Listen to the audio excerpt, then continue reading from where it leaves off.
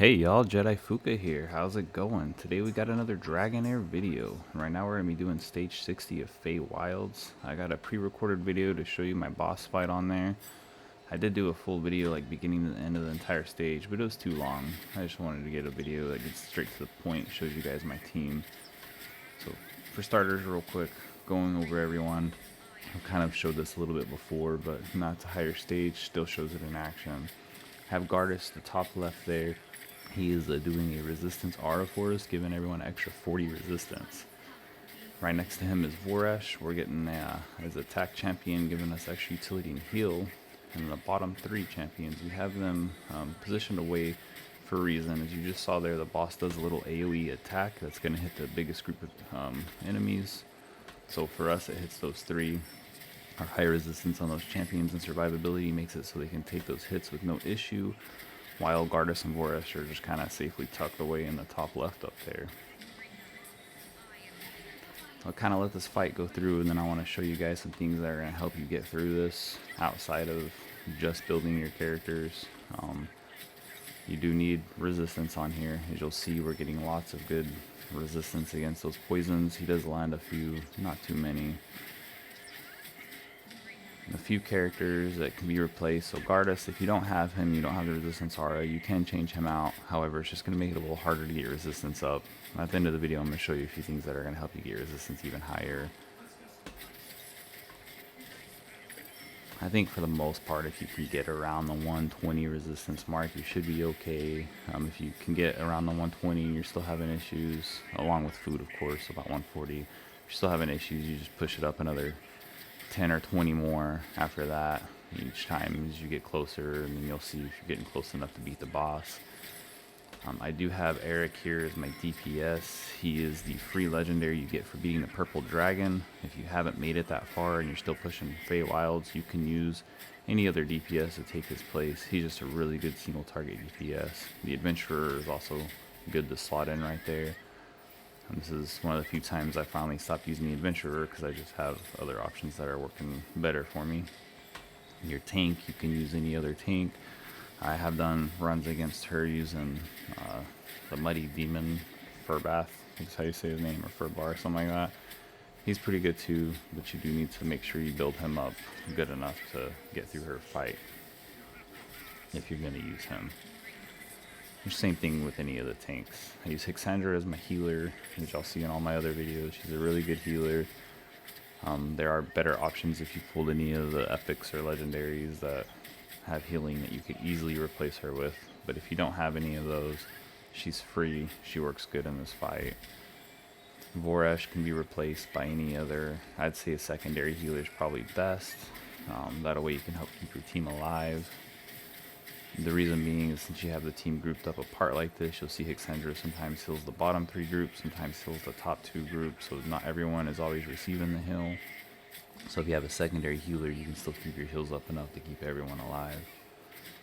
Right there you'll see Gardas went down. It's really not too big of a deal. If you have Gardas, the main thing he's doing is bringing you that resistance aura. If you put him up there, he can survive a little bit to give you a little utility with his recharge penalty down on the boss, but he's not doing a whole lot more outside of his aura, so it's okay if he dies.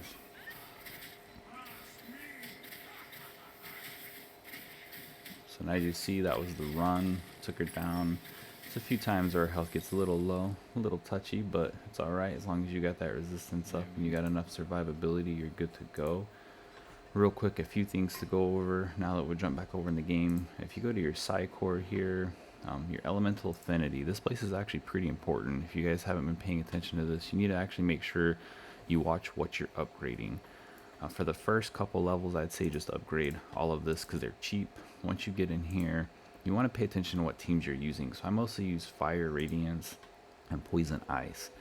So for this row, I brought up my Fire Radiance attack and my Fire Radiance HP, and then I did my Poison Ice. I only did one attack because I mostly use them for my healer, so I realize there's really no reason to go any more in that right now.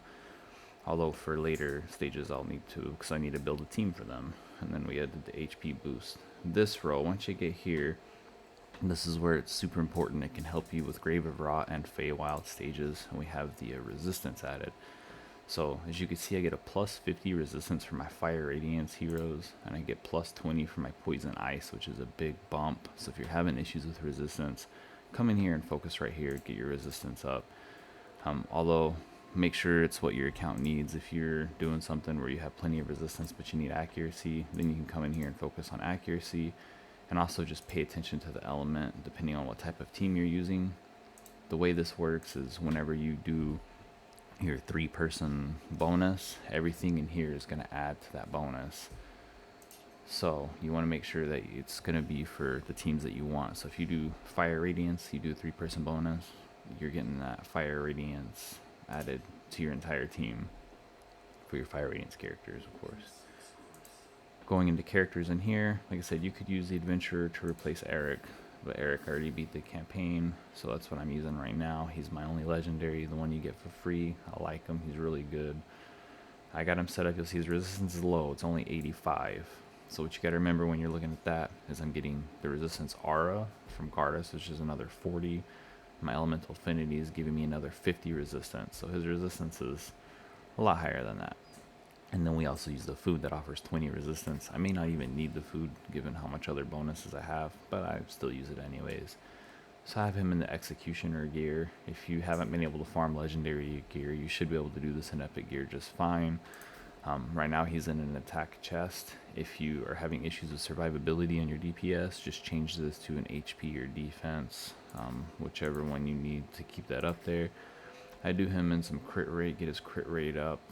So with that high crit, high attack, high crit rate, and a little bit of crit damage, he's doing some massive damage for us. Your tank in the video, I had switched him over to use the Crown of the Unclean. That was just so that I'd get that extra defense penalty here and there. However, the Troll's Heart is probably the best thing to be using on your tank for survivability. And his rune, I do have him in a resistance rune, which is how I keep his resistance up. Plus he has a pretty decent base resistance, so he has no issues getting his resistance where it needs to be. Now my Voresh, I just barely changed his chest to attack, but for the video I was actually using a resistance chest. And you just come in here, change this to resistance. This is the one that I had on him, so he was getting 126 resistance basically, plus all the extra that we got on there. And then Hexandra here also had her resistance kind of low. She was at the 65 plus her base 18, and then we got only 20 from the elemental affinity and 40 from the Gardas, so not a ton of resistance on her, but it works out. And then here's my Gardas here.